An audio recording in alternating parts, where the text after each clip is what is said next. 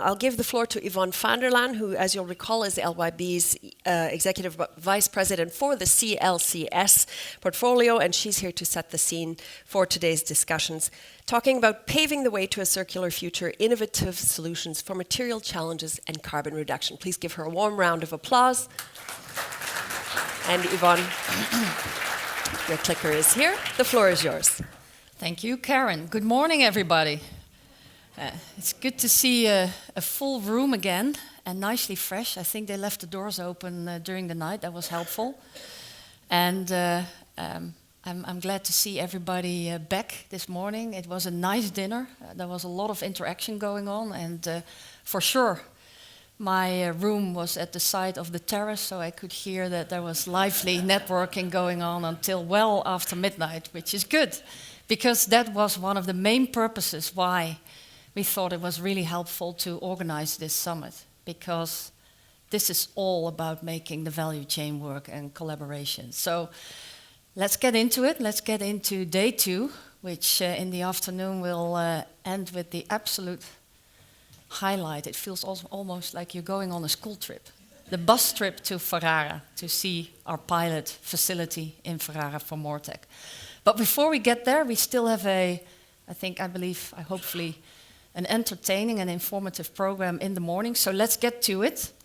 And a little bit of repetition of yesterday, because I think it's important that we recap also a little bit of what we spoke about yesterday, of what we have to offer in working together with the value chain, with the converters and the brand owners to bring circular and low carbon business solutions work throughout the value chain. But before we do that, a very brief disclaimer. I have to do that from our legal department about forward-looking statements. If you're truly interested, please go to the website of www.lyb.com and you can find a lot more about it. Before we dive into discussing further the business solutions for circular and low carbon, and Karen mentioned it yesterday, 2 weeks ago, we published our latest sustainability report about 2024. And I just wanted to share some highlights with you around it and how we address our sustainability goals. And the first thing I really wanted to highlight is something which is at the DNA of our company and frankly of our industry.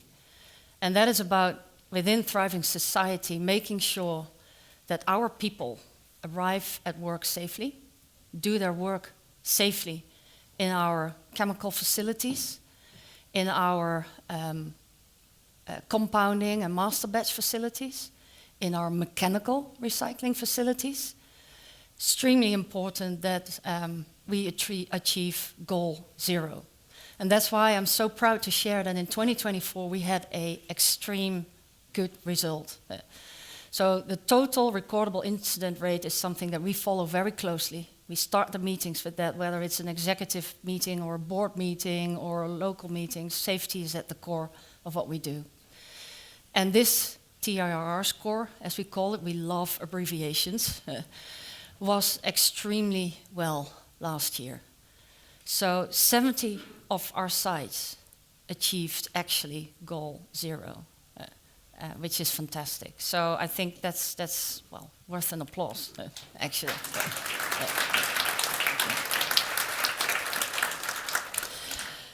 One of the other important sustainability goals that we are addressing, and where the C stands for also in the circular solutions, is addressing plastic waste. And one of the true highlights, personally also for myself, but many of the colleagues here, and definitely for all our people at Wesseling, was last September, the foundation laying ceremony for our first commercial scaled MoReTec facility, chemical recycling facility in Wesseling. And we had the previous German Bundeskanzler there, we had the Prime Minister of North Rhine-Westphalia there, and many others. We had our customers there, the brand owners, and that was a true highlight. And we're well underway in construction, so we hope to start up in the course of 2026 this first unit, true highlight in how we are addressing plastic waste and make the circular economy work. Another highlight is that on these solutions that we already have in place today, and Jaap spoke about them yesterday, is that together we managed to sell more than 200 kilotons of recycled and renewable polymers. And that was an impressive increase from the year before, from 2023, of 65%. So that's about how we work on the sustainability goal about addressing plastic waste.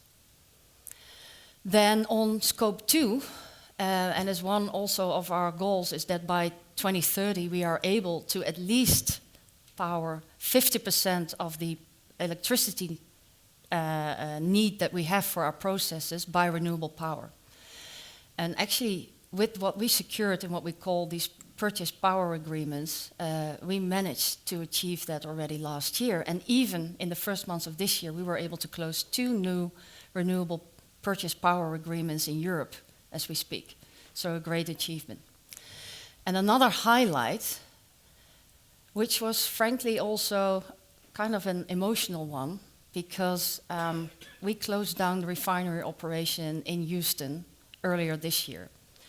And a lot of the people who worked at the refinery have worked there for generations. So the refinery was there for over a century. And you can imagine that for those people in those generations that had been working there, that was quite an emotional period for the last crude oil going actually through the crude oil distillation and through the refinery cokers. But it has been safely shut down, and we're currently handing over and doing this in a safe way to prepare actually the area where the refinery coker units were. We're going to use actually for planning for MoReTec 2. So the site is partially going to be turned in another part of our circular and low carbon solutions, and we can leverage the infrastructure, the tank facilities, and even we're planning to use part of the refinery hydrotreaters, for example, to refurbish it for pyrolysis oil treatment. And we're even looking at how we can leverage one of their hydrotreaters as well for our own, if you like, renew production. So that's all in the plan, but with that we actually managed to also address our scope 3. So with the closure of the refinery, we have taken out 40 million tons of CO2 for scope 3. So another, I think, round of applause.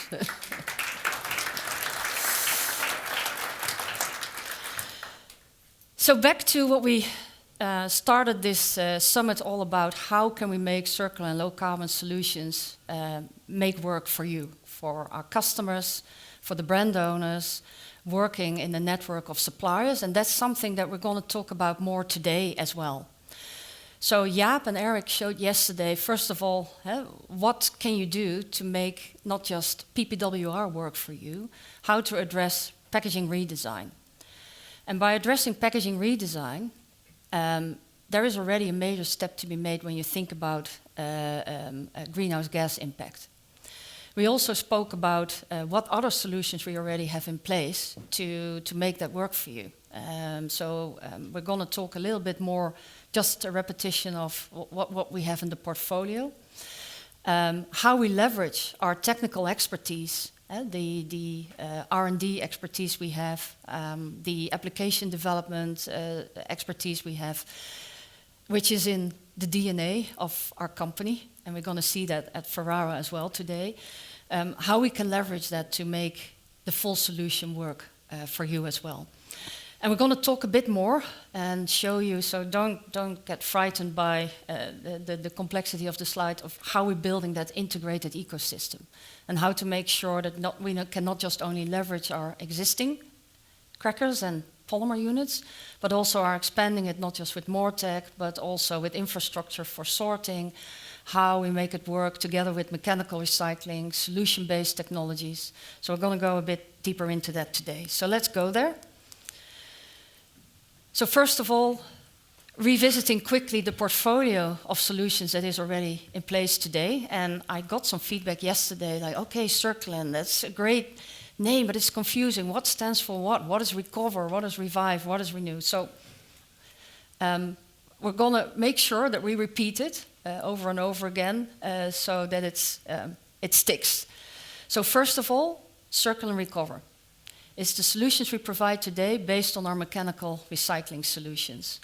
And we're going to talk more about that in the program this morning. So I'm very pleased that we have the CEO of the Dutch EPR here today, Hester Klein-Lankhorst. She's here, and she's going to talk about this together with Matthijs Bijk, who is running our feedstock and mechanical recycling business in Europe, and EAI, and Henkel as a brand owner on how we make this work. And if you remember Jaap's roadmap, our solutions for the high quality PCR, HDPE and PP riches that we are producing today in Geleen already give you a product carbon footprint improvement of around 55% compared to its fossil alternative. So part also of that roadmap. Then we have Circle and Revive. Circle and Revive are the solutions based on the value chain of chemical recycling. And today, I know, I hear the brand owners thinking, very small quantities, yes, because third-party pyrolysis or startup companies need to go also through their learning curve, but we secure offtakes of third-party plastic waste-based pyrolysis, all ICC certified, and already today process that in our crackers in Wesseling and in Houston to produce Revive. But the big exciting thing is going to be once we start up MoReTec 1 in Wesseling, and actually integrate MoReTec at larger scale, 50 kiloton plants in Wesseling. That's the chemical recycling offering. And what you're going to see today as well, and I know Martino is going to talk about it, what makes the MoReTec offering in our Revive portfolio so unique. And the way we do this with MoReTec also offers a product carbon footprint improvement of at least 50% compared to the fossil-based alternative. And then last but not least, Circle and Renew is the solutions we already provide today based on the biocircular, the renewable feedstocks that we process in our crackers, in Wesseling, in Houston, to offer this to our customers. And this solution brings a PCF, product carbon footprint improvement, depending on the grade and where it's produced, somewhere between 170 and 200% compared to the fossil-based alternative. And Jaap showed that also yesterday. Going from the portfolio that is already in place today and that we are working on with our partners and integrate the system to grow and our own investments, let's translate that back now to that integrated ecosystem that we spoke about also briefly yesterday. And I know this can be an eye chart, but if you go from left to right, it starts with getting access to the feedstock. How do we get access to the right plastic waste streams, bills, at the right quality to make sure that they are best fit for purpose for the different recycling technologies? So we're going to talk a bit about that more for today, because the type of feedstock that we're looking for high quality mechanical recycling is very different from the plastic waste that we are looking for chemical recycling. And that's also why we had to partner what we call upstream with partners that actually know this market for plastic waste, that understand what is needed to what we call treat or clean up these bales into feedstock actually suitable for chemical recycling or for solution-based. And what we're trying to do with our partners is make sure that we can create these synergies in what we call these advanced sorting units. So that's why we have a joint venture in place in Germany, Source One Plastics in Eichlingen. First of its kind, 50 kiloton advanced sorting unit. It's addressing the mixed plastic waste bales that today go in Europe into incineration or are being exported for landfill. So they are not competing with the bales that we need for the mechanical recycling high quality solutions. We do the same in the US. That's why we also there stepped into a joint venture with Cyclix together with Agilix and Exxon to build even larger advanced sorting units. We call them there the Cyclix circularity centers of even 150 kilotons in scale, for which the first two, LYB and Exxon, de-risk in terms of the offtakes. So these partnerships are extremely important because LYB is not a waste sorting company. So we need to rely on our partners to make this happen and make sure that we secure this. We also form joint ventures in mechanical recycling. So Rodepa is one of our JV partners, also in rigid PP and polyethylene film. And next to that, we acquired last year APK with its new cycling solution-based technology in Germany. So that's also a technology that we are really looking forward to further scale and address film, PE, suitable for post-consumer into high-quality solutions, for example, in hygienic packaging. Building up these value chains means also that if we want to do, for example, chemical recycling at scale, we need to address treatment. So this is something where we are in the lucky position that in Houston we can leverage one of our hydrotreaters that we're planning to invest in to make suitable for pyrolysis oil treatment, not just MoReTec 2, but also third-party pyrolysis oil streams. So we can really at scale start to replace fossil-based feedstock in our crackers with circular feedstock. And the integrated ecosystem is not just about the physical streams. Yeah? And you heard some of the stakeholders already here yesterday, and some of them are there today. In Europe, the EPR organizations are extremely important because they make sure that the plastic post-consumer household waste actually gets sorted and that the different streams, including plastics, find back its best possible home, preferably in recycling. So glad to have one of the EPRs here with us today to talk about this. And in the presentation yesterday of Jaap and Eric, you also saw that the landscape of EPRs in Europe is quite different in the way how they implement it. So it's good to be aware of what's in place and what kind of, if you like, discounts are achievable if you manage to get recycled content in your packaging. So I can talk more about the ecosystem and how in our pipeline we're planning to expand this. Also, when we think about future low carbon offerings based on other Scope 1 or Scope 2 projects or investments, but I won't. I will go to the last slide where I will keep it very briefly because I know that Martina will talk more about it today and you'll have ample opportunity to ask questions to our team in Ferrara this afternoon. And also we have Dan White here, Mr. MoReTec. Dan, if you can raise your hand. I'm sorry I'm putting you on the spot. All questions, technical questions. He will not talk about our IP, but anything else he's happy to share, so he's here in the room. But we're truly excited about MoReTec. And we're leveraging the historical knowledge we have about catalyst development, which is implemented in MoReTec as technology. And it brings strengths together that we can bring to the table in terms of how we know how to scale. So this is what MoReTec 1 is already all about. Unique single train 50 kilotons that it can process. The amount of, and I mentioned it yesterday, the amount of post-consumer plastic waste that on average 1.2 million Germans produce on an annual basis. And it's not just the scale. What we are able to do is integrate both the liquid output and the gas output of the MoReTec facility once the plastic waste feedstock has gone into our crackers as feedstock. So with that, have a very high yield, if you like, of plastic to plastic.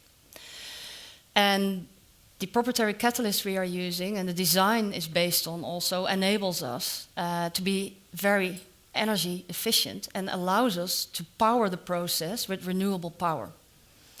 So the efficiency, the high yield, and with that very low char production, enables us to not only have that very high yield of plastic to plastic, of what we believe will be well over 80%, and the advanced sorting we do together in Source One Plastics helps us with that, enables us also to have really a propelling product carbon footprint differentiation versus fossil, so more than 50% in product carbon footprint reduction. And we're planning to scale this further. I mentioned it already. We are engineering, as we speak, MoReTec 2 for Houston, double the size, 100 kilotons. So we're very excited about that. And with this, we hope we have a concept where we can really show the world that we can also address the hard to recycle today mixed plastic waste into, again, a drop-in solution for our customers and ultimately for the brand owners. So with that, I would like to wish you a very inspiring program this morning, and I hope to see you on the bus ride to Ferrara. Thank you.